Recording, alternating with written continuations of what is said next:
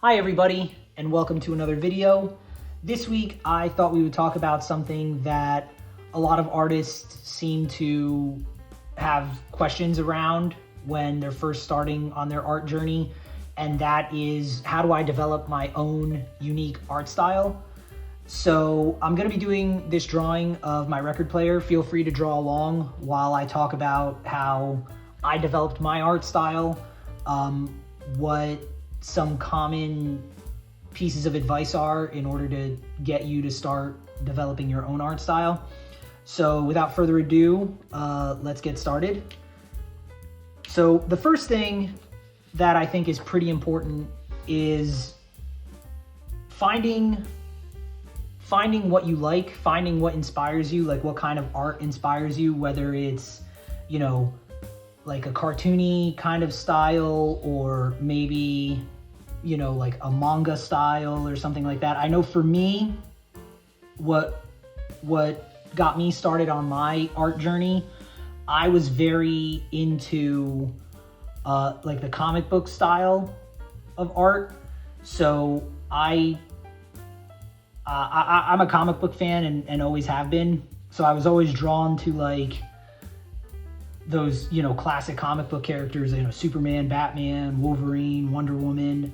I always loved the way that they were portrayed in comic books. They were always like, they always look so cool and larger than life. So that was something that really got me started on my art journey. And so when I first started, I actually tried emulating a lot of my favorite comic book artists. I tried drawing like, Jim Lee, like Todd McFarlane, like David Finch. And I would just try and copy the drawings that I would see in my comic books. And that's how I started. Then from there, I just started watching a lot of like tutorials on YouTube. I would get like a lot of like how to draw books, and I would start using those things. Then when my drawings wouldn't come out the way that I had hoped they would, that was when I started doing more of like studying anatomy and how the muscles work and all of that. And so that's pretty much how I got started with my artistic journey. After a while though, I did get kind of frustrated because again, studying anatomy and looking at anatomy and stuff like that, and then trying to draw it started for me feeling like kind of like homework. So I kind of started shying away from it. And so I took a step back at that point and thought to myself, okay, well, what is it about these comic book characters besides, the way they look and all of that I really like? And I started thinking, and it was I kind of realized that, oh, you know what? I kind of really like the stories that these characters are telling. And then from that moment on, it kind of like, it was like a switch was turned on in my brain where I was like, okay, so it's not so much the characters. While, I mean, yes, the characters did look cool and they were fun to draw and things like that. But learning like the fundamentals of like anatomy and all of that wasn't fun for me. And so I kind of started shying away from it.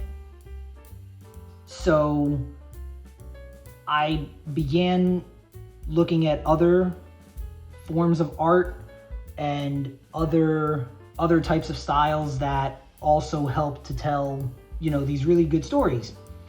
So in my time that I spent like on YouTube and getting like all these how to draw books and stuff like that, I also started I started being exposed to like other art styles. And that brings me to my second point, which is, don't just look at the stuff that inspires you and the stuff that you like. Try to expose yourself to as many different art styles as possible. Because while yes, you may have a certain style in mind now that you feel like, oh, this is how I want to draw and this is the kind of art I want to make, you should still look out for other types of styles as well, other types of art, because even if you've already decided, for example, like, oh, you know what, I want to draw in that comic book style. Okay, great. Well, maybe you'll find another art style that you like that you can incorporate into that comic book style, and boom, you've created like a whole new art style for yourself.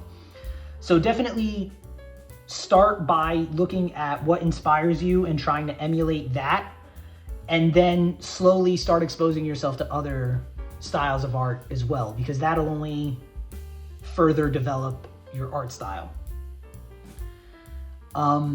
So look for other different styles of art.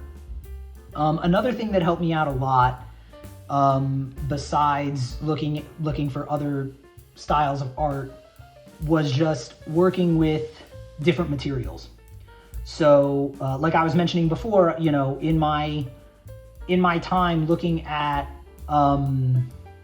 videos on like how to draw in the comic book style, I would come across other videos that showed like a more cartoony style of drawing, like more illustration focused drawings and things like that. And those started to kind of like pique my interest, because I really liked how unique they were. I liked how they told a story, like they told good stories in their own way. And that's kind of how I started finding artists like Kim Jung-gi, and Robert Crumb. Kim Jung-gi, by the way, also did stuff for comic books as well, but he was also well known for just like being able to do these incredible illustrations from memory. And he would also work in just ink, specifically like brush pens. And I was just captivated by that. Like the way that he was able to just do all of this stuff from memory just amazed me. And I slowly started falling down the rabbit hole of like illustration work, and I came across urban sketching and more of like a freer, looser type of art making, which is what my style is heavily influenced by now. Like I very much do like an urban sketchy, looser type of art. And again, it goes back to the point that I made before of just finding not just what you like, but also different art styles, maybe something that you never thought of before, because that will only influence you even further. And then as you keep finding these things, another thing that I started doing was I started doing a lot of art challenges, specifically art challenges like Inktober or Drawloween, things like that. Something that you kind of got like a prompt from, and prompts for stuff that you wouldn't typically draw. And that just helps kind of exposing yourself to not just one type of drawing, but you practice different things. Like when I first started learning how to draw, or trying to learn how to draw in that comic book style, yes, I started working on anatomy, but then I would also work on not just how to draw like the head, but especially like how to draw the torso. And then I would spend a week or two on learning how to draw the legs, and then I would spend a week or two on drawing hands. And so you just build your knowledge of how to create these things, and naturally over time you'll start to develop essentially kind of like your own shorthand on how to draw something, and that slowly turns into how you draw that thing. So while yes, obviously it's important to learn the fundamentals of how to draw something, once you know the rules, you can break them. So once you know that, like, okay, this is how I draw a building. All right, well, now I know the fundamentals of drawing a building, so what if I kind of start playing around with the proportions of the building? What if I start playing around with how the windows look and the roof and things like that? And you slowly start to develop your own style. Like it'll naturally start to form by itself. And so by doing these art challenges, you get accustomed to not just doing what you're comfortable doing, but a lot of what you're uncomfortable doing. So for me, and I think a lot of artists, like I was never very good at drawing hands. So whenever I had a drawing challenge that involved drawing hands, I mean, it would be rough, and it usually wouldn't come out looking very much like a hand, but surely but slowly I started learning how to draw hands. And that's just, I should say I started learning how to draw hands in my own way. And while, yes, they may not be, anatomically correct, I think that they happen to look pretty cool. And it's my style of drawing hands, and for you, that could look different, and that'll be your style of drawing hands. So it's important to just experiment with a lot of different things. And also on that note, while you're doing these drawing challenges, it's a great time to experiment with different drawing materials.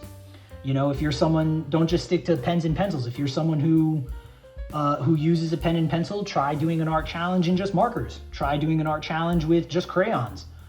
And just expose yourself to all these different materials. Learn how they interact with one another. Learn how they interact with the paper that you use. And just from doing that, maybe you'll discover, oh, you know what? I like the way that a highlighter looks when I draw this particular thing. And there you go. And now you've developed your own way of drawing something with a highlighter that no one else does before, or very few people do. So it's a very kind of like a trial and error process. So even now, and I've been drawing for years and years, and even now I still find myself coming across like new ways of drawing things, new ways of expressing something. And that's honestly one of the things that I love about creating art, is the fact that you are constantly learning new things, that you're never going to not learn something new, which is something that I just really enjoy about the process of making art and my art journey. So I think those things, like just being able to recognize what it is that you like what art that you like now, trying to emulate that style, and then from there looking at other styles of art, incorporating that into what you may be interested in now, and slowly starting to develop something that's all your own. And that's pretty much how you develop your own unique art style. It's really pretty straightforward. It's not very complicated. It's a very straightforward process. Now, granted, it's also not something that's going to happen overnight. It is something that will take a while to discover, but that's part of the fun, is just going through that process and finding out what it is that you like, what you don't like, finding new ways to draw something, finding new ways to get the feeling that you want to get across. So I would highly recommend just, again, observing, see what you like, see what you don't like, try new things, try new materials, learn the fundamentals for sure. Learn how to draw, cubes, spheres, cones, pyramid, like all of these things that make up like the building blocks of essentially everything, no matter what style you're drawing in. Learn how to do all of that, But while you're learning how to do all of that, you can learn how to do that with different materials, you know? Draw a cube with a marker, draw a sphere with ink, you know? And all of this will slowly build your confidence, because not only are you going to be drawing every day. Oh, and that's another thing I should mention too. No matter what you do, no matter what style you choose, keep a sketchbook with you at all times. Keep like an art journal with you at all times, so that way you always have an opportunity to draw. And that slowly builds up your confidence, and that's another thing that will develop your art style. You know, you'll slowly begin gaining confidence in your ability, and that confidence is going to translate to more risks that you'll take when it comes to, you know, drawing something, to trying something new. It'll allow you to create more confident lines, so you won't be second guessing yourself as much. And an important thing is too, you'll also, and this is another reason why I enjoy this style of art, like this more urban, sketchy, loose style of art, you'll learn to work with your mistakes, and not only work with them, but you'll slowly no longer be afraid of making a mistake, which is also important to developing an art style. Because that's the thing too, is it's a process. So you're always going to be learning, and nothing is ever going to come out right the first time, or the second time, or the third time, or even the fourth time. So it's important to accept the fact that mistakes are going to be a part of the process. And one of the reasons, and now this is more specific to kind of like this style of sketching, like this more urban sketching, loose style of drawing, the mistakes are part of the final piece. And that's really what kind of led me to this type of art style. I really enjoy the fact that the mistakes are part of the process. I enjoy the fact that I constantly have to think of ways to incorporate my mistakes into the final piece, so that the mistakes don't look like they're mistakes, but they look like, oh, this was supposed to be here all along. So I very much enjoy this style of drawing for that reason. And again, while that is specific to this type of drawing, like this urban, sketchy, looser style of drawing, those little things are things that you're going to learn in whatever art style interests you along the way, along your journey. So again, if you're somebody who's really interested in drawing in like the manga art style, you're going to start picking up on these things as you continue to draw. You're going to find different ways to draw something. Like you'll probably look at tutorials, you'll probably follow your favorite manga artists, and you'll see like, oh, this is how this person draws hands, this is how this person draws faces. All right, let me give that a try. Well, let me try it my own way. Let me see how that works. And then slowly but surely, all of these things kind of start to meld together, and you've created your art style, you know?